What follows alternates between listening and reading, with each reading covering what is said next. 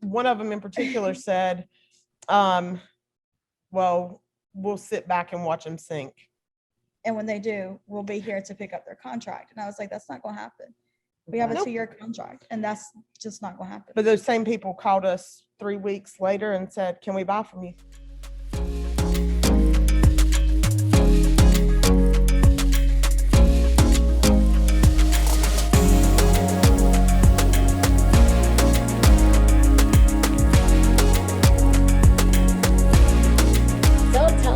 I looked a little bit into your business. Looks like you've got all 5-star reviews on Google. So it seems like you're doing a great service. Tell me a little bit about how you got started, and give me a little bit of a timeline of when you got started, and the evolution to where you are today.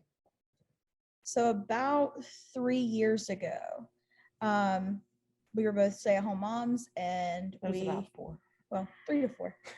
And we were stay-at-home moms, and we actually started doing like little side jobs of picking up like something that was free, like a free dresser or something, and we would redo it. And then we found a local pallet place, and we bought like one pallet. I think it was like $350, $400, and we flipped all the items on there, and we were like, oh, okay, we made good money pretty much. I mean, we almost doubled, so it was nice. And we were like, okay, we'll keep going back. And about 3 or 4 months in, we were going like every day. So I was like, okay, well, maybe we can move up to a truckload. So we did. And then from there, it transpired into mini truckloads. And then it was, okay, well, how about we start trying to flip pallets and trucks? And we started doing that. And I mean, here we are. So this started as kind of just a side gig. You had some spare time staying home with the kids, and how did you even hear about this opportunity to begin with, that first dresser? So it was just kind of something we kind of grew up doing in any way, is like we would just refurbish like dressers and things of that nature. And I was like, well, we have some free time in the afternoon sometimes, maybe we can just do that and sell the dresser for a couple $100, and we would buy it would either be free or like $20-$30, something, the older dressers. And it was just something we did for extra money, just to kind of have in our pocket. And then that kind of turned into where we are now. So very cool. And who were you selling to? Like, what was your sales channel at first? At first it was just Facebook Marketplace. So, but now it's kind of everywhere. Everything, yeah. And are you still primarily in furniture, or what are you selling today? We sell pallets in our warehouse. We also have another warehouse where we solely bring in, we have certain contracts that just kind of auto ship to us. So we have that warehouse where everything is auto ship, but those are for truckload sales. So we actually sell pretty much anything. Okay. What would you say your most lucrative area or category is? Can't really say. Okay. We have a contract for it, so we can't really say about it. Okay. If that makes sense.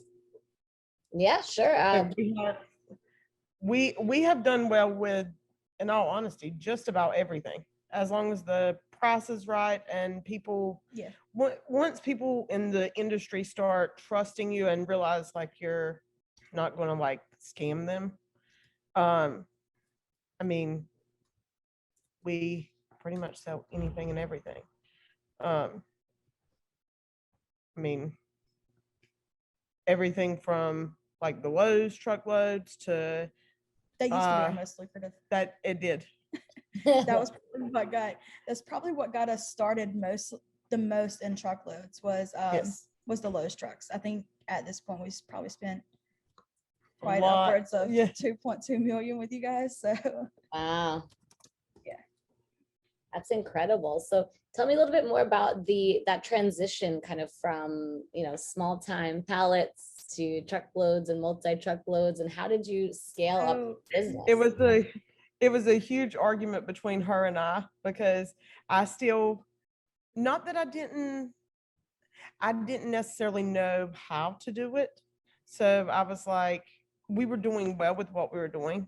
And I was like, well, we'll just keep doing what we're doing. We're doing well. She was like, I mean, we can be doing so much more because we have a contract now and we have this, and, we can go and sell these by the truckload and not have to do it by the pallet. And I was like, okay. And she said, I think we have to do it. And I was more hesitant. But I guess that's where we get the push and pull, because the things she's more hesitant on than I push. And we just, Balance. in all honesty, we literally one day just said, okay. And we just started doing it. And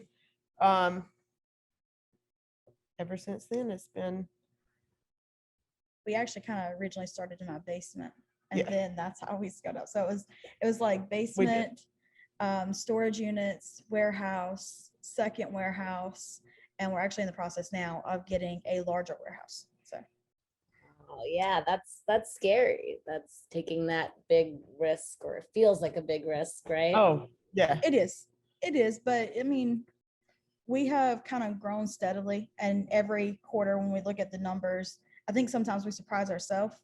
Oh, yeah. Because every quarter when we're looking at it, it's like, oh wow, like we really did that. And yeah, I really think we surprise ourselves sometimes. Yeah, I mean, and also to be in a male dominated world, did that ever feel intimidating? Does it still? Oh, we were told by In the several very people beginning, in the yeah. very beginning. They said you will never get contracts. They said basically, we're really successful in this, and I can guarantee you it won't happen.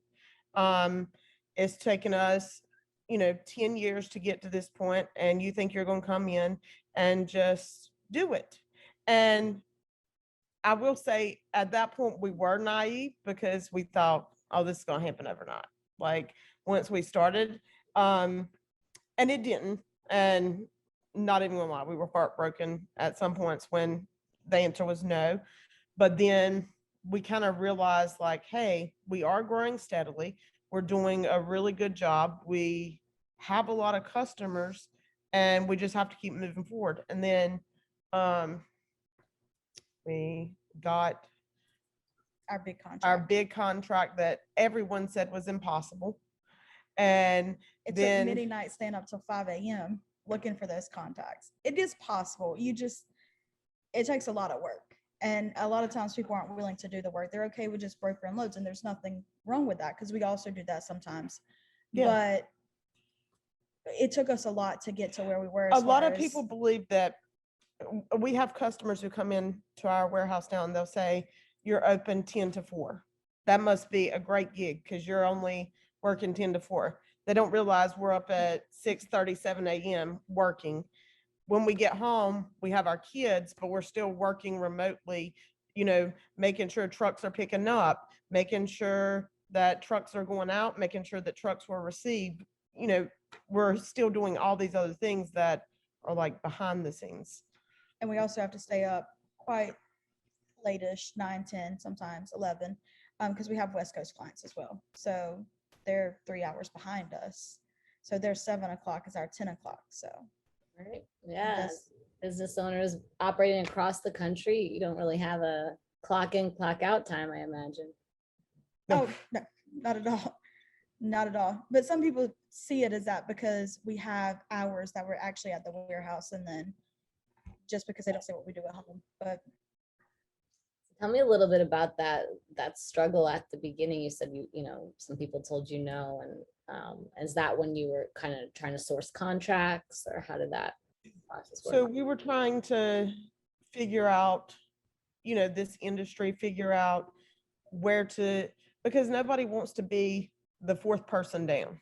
It's not how you make money. It's also, if you're the fourth person down and don't realize it, I mean, you can kind of get screwed in some cases. Mhm. And so it was more trying to figure out what to do. but it was also, I think it kind of pushed us because, you know, I'll say this one thing about her is if someone tells her no, she's I'm just gonna gonna do do it. Yeah. Like that's just the way she is. I'm And gonna definitely try to she prove them called me wrong. at 3 a.m. one morning, and I thought something was wrong because, you know, we have kids and stuff. So I immediately pick up the phone and she said, I found something. And I'm like, you found what? She was like, we're going to do this. And I was like, okay, we had already talked about that. And she said, I know, but like, it's real. Like And I found it. I found it. And I was like, okay. And so we just kind of sat there and we were talking, and she said, you know, she talked about this one person in particular. She said, they said we wouldn't do it. She said, and I so badly want to say, like, look at us now. And you said we wouldn't do it, and it took you more than 10 years to get there. And now, this is going to sound terrible, but like, we're there and we've made it bigger than they have. Like, and some people would say, well, that's, you know, conceited, or that's whatever the case may be. But it's like, for over a year, they basically said, like, you're never going to survive. Like, they would even say things to us like, you can't run with the big boys. Oh yeah, Um, that's been the latest one with our newest acquired contract. We have had people call and they're really close to us or whatever, and they'll say, I had this meeting with all these guys that have been in the industry for 15, 20 years, and they said it was a coup. They said that um, they said that they didn't know how our small warehouse would hold all that product. because we don't have to sit there and Because we don't have to tell people we have a second location. We don't have to, you we know. do pallet sales out of our primary location, which is where we usually work. But we have a second warehouse that many don't know about, and we don't have to let people know about it. We're not the company that has to announce every move we make. I mean, there's some people that always want a pat on the back, and that was never us. And when it came out that we had got this large contract, people were surprised because they were like, what are you going to do with it? Like, your warehouse is so small. And I was like, that's where we do pallet sales. We have a completely different warehouse, like, that you have no clue about. So we, you know, And it's 100,000 square yeah, feet. 120,000. So It's scalable. yeah, definitely. But And it it's was funny because these people are saying, you know, they've been in the industry a long time. They don't know how this happened. And it's like, because this, one of them in particular said, well, we'll sit back and watch them sink. and when they do, we'll be here to pick up their contract. And I was like, that's not going to happen. We have a Nope. 2-year contract, and that's just not going to happen. But those same people called us 3 weeks later and said, can we buy from you? No, Yeah, we don't they need did. it. They did. Wow, it's was like, a world over there. Oh, it really is. people in this industry always say, you know, we want to work together, or and in some cases that is true. But for the most part, this business, It's like high school. It's high school drama. like, It there really is. people just are like, you know, well, in all honesty, we're one of the only women owned. There's very few of us, like, Very good, yeah. at all. And there may be like sales ladies for companies or things like that, but actual like owners or co-owners or like even somewhat of a partner. I only know a couple that are in the industry. For the most part, it's a male dominated industry. Yeah. That's Completely. what we see as well, you know, just in terms of who our clientele is with direct liquidation. I think in the beginning, we were kind of intimidated because we would have even truck drivers come here who would say things like, are you going to unload our trucks? Yes. You know, because at the time we didn't have any employees. So we literally did everything, the forklift, all the way down to the books, like everything was on us. And they would say things like, I've never had a woman unload my truck. I'm not sure I want it. We even had one guy tell us one time, he was like, I'll unload the truck with your forklift. And I said, no, you can unload it with a pallet jack, or you can let us unload it. This is our business. Like, if you don't feel comfortable with us going on your truck with a forklift, then you can unload it with a pallet jack. And he was like, well, I just don't know. I've never had a woman unload my truck. And it's like, I mean, we do this every day. We unload all our trucks at that point. And he was like, okay. And he just kind of let it be. And I remember her looking at me and she said, I wonder if that'll ever stop. And I said, who knows at this point. But He actually stood and watched me unload the whole truck, which is kind of funny. Wow. it's funny because, like, we've been to other people's warehouse where it's a man-owned company, and a driver never stands and watches them unload a truck. Of course. Because we were women, I guess they thought we were going to mess something up, I don't know, we're surprised, who knows. But I think that part of it, though, kind of drove us to, do more, to try to, be better, in a sense, to keep going up and not just stay in one place and be satisfied. Yeah, it's motivating. If it's not intimidating, it's motivating. It's Right. depends how you look at it, right? We've been in both, where we felt intimidated, and then it definitely did end up motivating us in the end, though. Yeah. I remember when we were first starting to do this, and we had got our warehouse and we were doing pallet sales, and we had started doing the truckloads, and Amber looked at me and she said, we are minnows in a small, like, world. Like, In the it's like a liquidation world. huge, she said, it's like an ocean and we're a little minnow. And I said, yeah. And then it was actually really funny. We maybe 6-8 months later, we were sitting here and it had been a slower day. And she looked at me and she said, she was like, I don't think we're minnows anymore. I was like, yeah, I don't think we are either. She said, I think we're a guppy now. I was like, yeah, I agree. Moving on up. Well, one of the things is, like I said, a lot of times we surprise ourselves, especially when it comes quarter end. But one of the things in the beginning was we had set goals for ourselves, and it was like, in 1 year we want to make X amount of dollars, in 2 years, 5 years, etc. And after year 1, we had surpassed our 3-year goal, and I was like, wow. I was like, we made that look easy, even though it was definitely not by any means. I was like, we made that look easy. And, obviously we reset our goals, and every time we reset our goals, by now, we've reached technically our 5-year goal. And our goals, even though we still set, I feel like, small goals in a sense, I think it's because we don't want to be disappointed if we don't make them.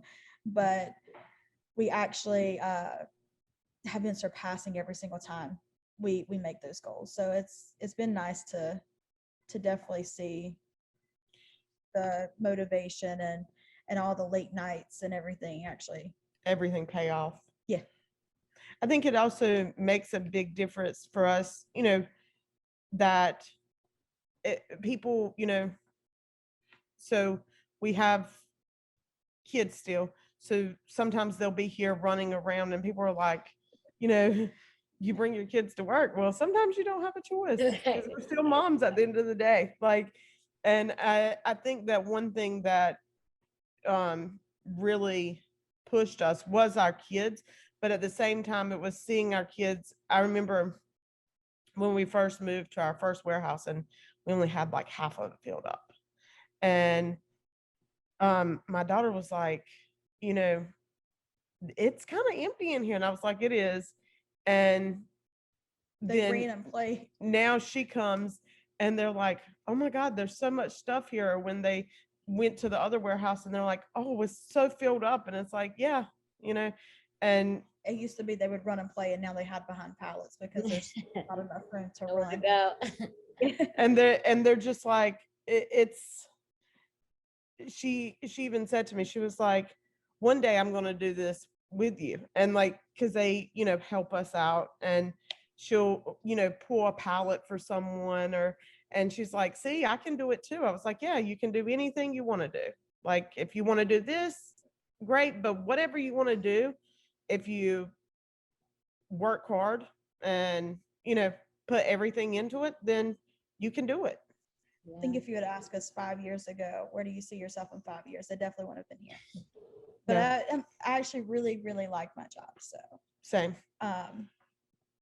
it's nice. And even though we have days obviously without our kids, but it's nice that on those days that they really don't want us to leave, it's like, okay, well, come on, get in the car, we'll go to mom's warehouse. And, Yeah, there's some freedom and flexibility in having your own business, of course. definitely. There is. Absolutely. So in terms of timing from your basement to your first warehouse, about how long did that take?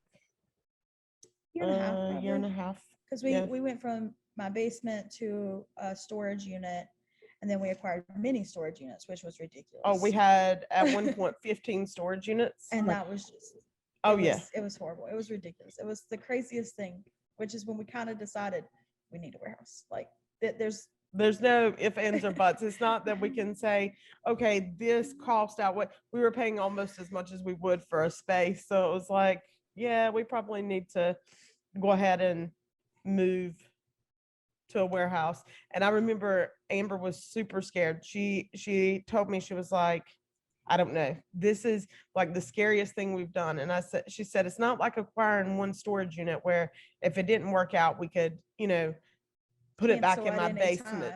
And I was like, yeah. And she said, I think this is the most scared that I've been. And we were in our space probably a month. And she said, I think we're going to do it. I was like, yeah, it wasn't ever a question. And she said, I was super nervous. And I said, yeah. And it was kind of that nervousness of what if you don't make it, but also that nervousness of what if you do? Like, what if you surpass, being in a 5,000 square foot warehouse? What if you surpass all those expectations? I think after we acquired our first warehouse, it wasn't as scary. Once I could see that we were doing it and that we were actually, able to accomplish what we wanted. From there, it was more so when are we getting our next warehouse? And kind of making those strategic moves of when it was time. Yeah. Because I feel like sometimes in any business or any industry, you start seeing growth and you think, I need a bigger space, when in all reality, the waiting just, 3 months makes a huge difference. Because I remember before we moved to our first warehouse, I was like, I think we need to do it. I think we need to do it. And she was like, I think we need to wait until, this, and this, until we can kind of make our move. And we decided, okay, we would wait. And I think that's one of the things that really comes into play is you have to kind of weigh every single option. And that bigger is not always better, because in the beginning we had a small warehouse, but we could afford it. We were making money and slowly moving to acquiring a second location. I think that that's one of the most important things. Yeah, absolutely. It's a delicate balance. And how did you decide, when that right time, you held out a little bit and then you're like, okay, now we're ready to pull the trigger. Can you talk a little bit about how you made that choice? When we acquired 15 storage units. Ah, right, I mean, right. it was That was it. yeah, Okay, yes. that was a breaking point, literally. It was. When you're But we walking had been around, looking for quite some time, over probably like 6 months. Um, but you know, some of them were over our budget at the Mhm. time. And then some of them weren't enough space. So I think kind of just waiting for it to fall into place where we found one at the right price point, but also at the right um, amount of space. Yeah. Because, you know, with the other thing people don't realize is many times with like warehouse space, you sign 3 5-year leases. So, you know, if you get something that's 3,000 square feet and you grow and need, you know, 8,000, 8,000, 10,000, you still have to do something with the other Mm. space. So I think that's probably what our driving point was finding the right space, the right terms, but also finding, you know, a place where we could grow, but that weren't too big or too expensive at the time. Yeah, that's a lot of factors to consider. it is, and patience. That's Yes, that is definitely see, it. I'm more of the impatient one, and I'm always like, I think we need to do it. And We she's would've- more of the let's wait. Yeah. Like, not that she's just more of the let's wait, let's do this. I'm And always so a sleep on it type of person. yes, she is. That is very true in every facet of her life. Yes. Um, All right. So yeah, I was wanting to shift a little bit back to what you had mentioned at the beginning, that you started out in the marketplace and now you're kind of, you know, in different channels. Can you talk to me about that, how how you've adapted your sales strategy over time? I think in the beginning, Facebook Marketplace really helped us to get our name out there, and you can promote and kind of um, like pay, but it's cheap. So you can pay to get your stuff promoted, which in turn can get you business. Um, Now our strategy has become a little more, we don't have to use Facebook Marketplace as much, but now we have We use Google a lot. Google. It I guess it kind of changes based on where you're at, because in the beginning we couldn't afford, if I'm being honest, like to pay for a Google ad because it's more expensive. Um, it cost a lot more money than a Facebook ad. And so I guess that was kind of working up to that again, you know, trying to say, hey, this is where we're at.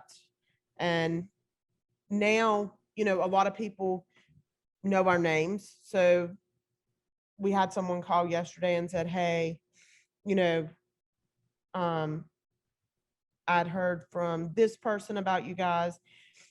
And in this industry, it's really funny because everybody is all spread out. But if you Word of mouth still travels. word of mouth travels everywhere in this business. And I guess probably in any business, to be honest, like if they have a bad experience or a good experience and they talk about it, then, you know, it travels.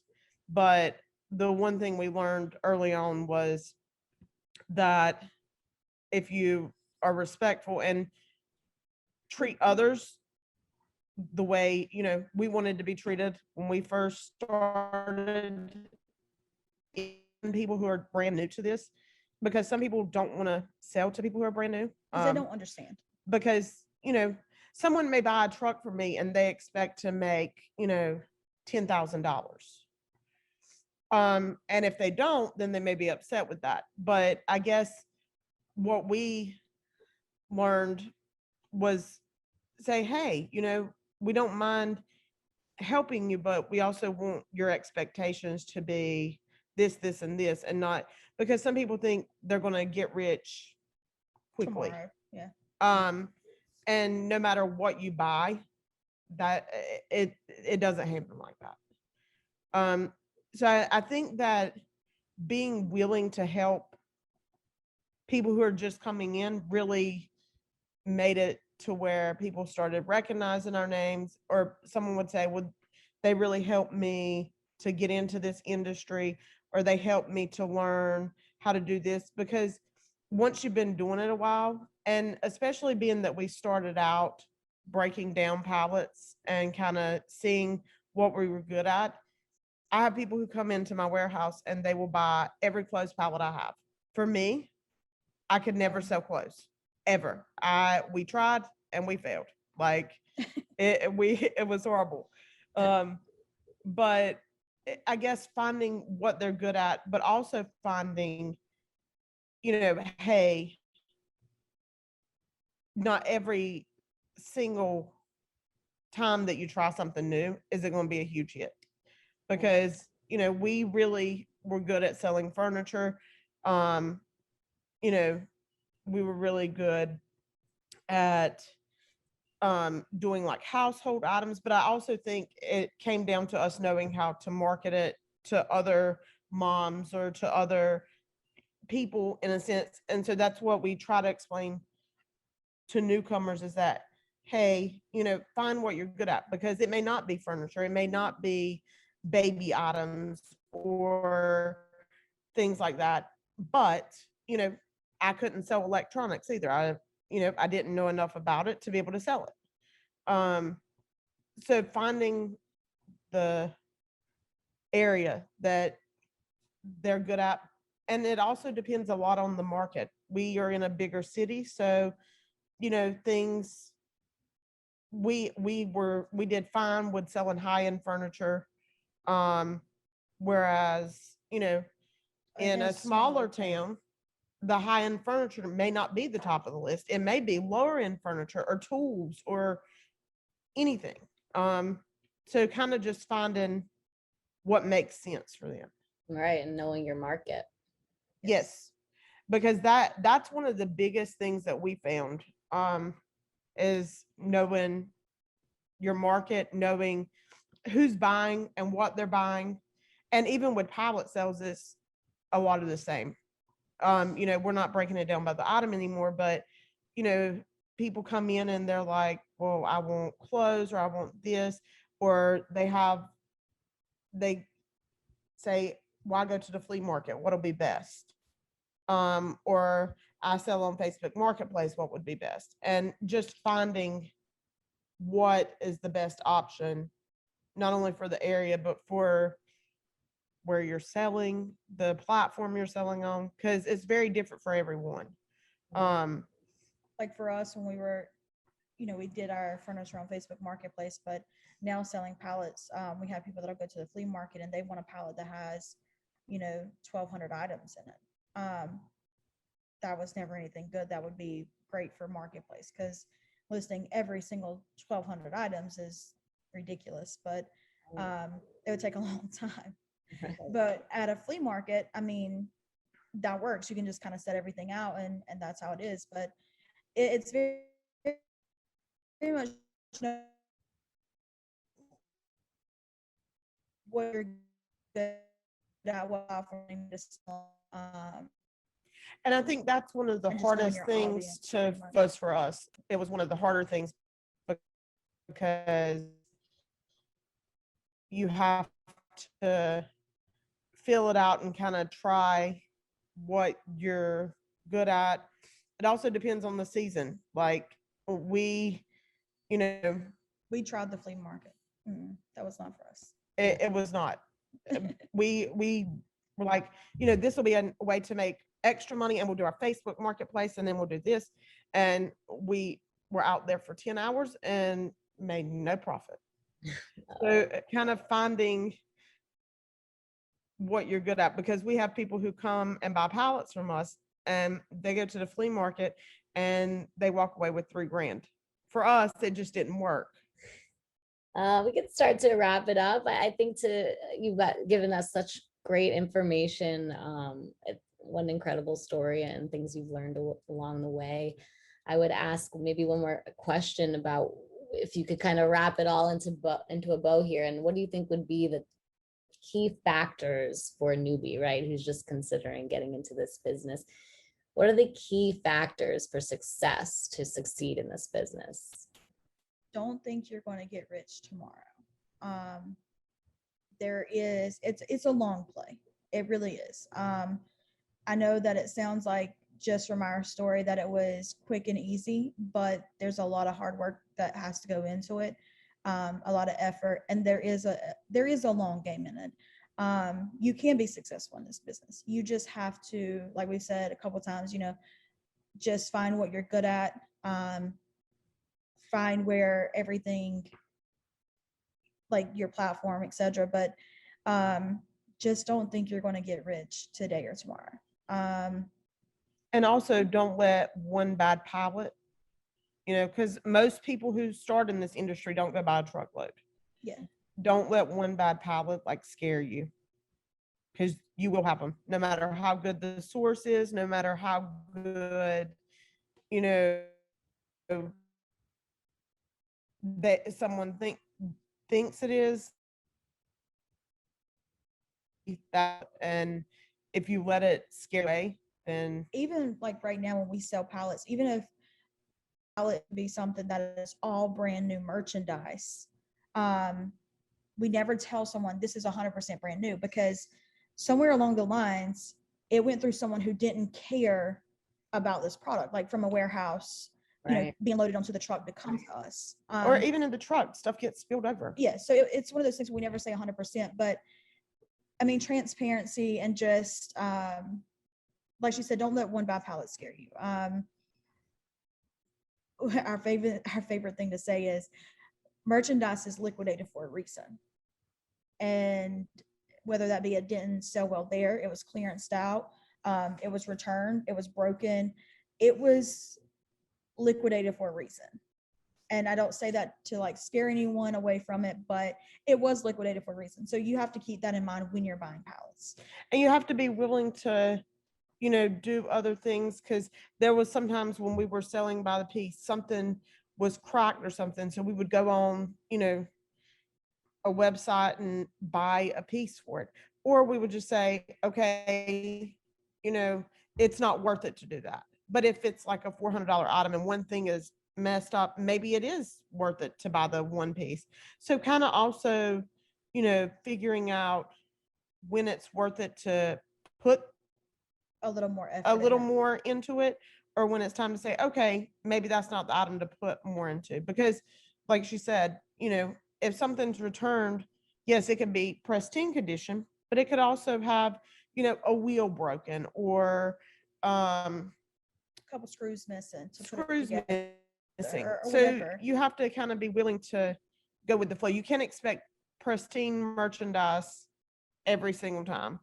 You can't expect that everything is going to be perfect, because nothing is going to be perfect. But if you can make a living and you can, work your way up, it's worth it. It is truly worth it. But I think the biggest thing would be for people to understand it doesn't happen overnight, because you expect to get one pallet or two pallets and make money, but you have to keep doing that. I feel like everybody's expectation is to double their money. That's a great goal to have. But if you go and buy a $500 pallet and you make $850, you still made a decent profit. Go ahead and flip it again. Put the profit to the side, and just continue flipping. I mean, and like I said, some people think, if I buy a $500 pallet, I need to make 1,000, and that may be a goal to have. But just because you don't hit that 1,000 doesn't mean it was a horrible pallet, or doesn't mean that you didn't succeed. Yeah, that it wasn't something that you should be doing. Because I It think just we had that means- expectation in the beginning. We did. That was probably always our goal, was to double. And sometimes it happened, and sometimes you were able to do more than double. But I mean, like I said, it's a good goal to have, just not something that if you don't make that goal every single time, it was like, well, this person sold me a bad pallet, because that's not the case. And I feel like a lot of times that's where liquidation kind of gets confusing for people. They think someone intentionally tried to sell them a bad pallet because they only made $200 profit instead of $1,000 or whatever the case may be. But that's one of our things is we kind of try to like be transparent with people about their expectations, what you should expect. Yeah, that's so important. So yeah, I'm hearing kind of just be in it for the long haul, have a nice little nest egg, right? Be prepared, and expect that not every pallet is going to be doubling your profits. Oh Yeah. yeah.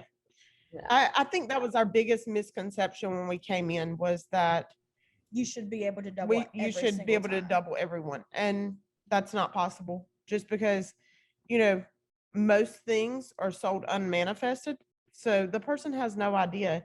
Right. You know, we had a customer who came in here and bought a pallet from us. We did not know that there was 40 cell phones in the middle that were all brand new, so they paid $450 for the pallet because, you know, it was looked good, but they made all this money and they expected that every time that was going to be something that, because it was one of their first pallets, that was going to be something that happened. And it's like, I mean, that was a lucky Yeah. Right. shot. And it's great to have those because, you know, you make really, really good money. But it's also good to have expectations where, hey, I only made, you know, $300-400, but I can do it again. And, you know, just moving forward, because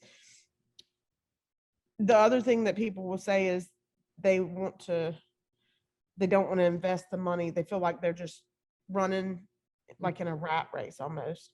And the one thing that we found is when you want to grow, or when you start moving so much product, as far as pallets or truckloads or anything, you have to invest back in yourself. Yeah. Because if you don't, then there's no more going. You'll just stay at one pallet or two pallets. And if you're okay with that, then that's fine. But ultimately, most people want To scale. to scale. Absolutely. Awesome. Well, ladies, I really appreciate your time and you're telling us your story and the advice. It's really, really incredible information. Appreciate it.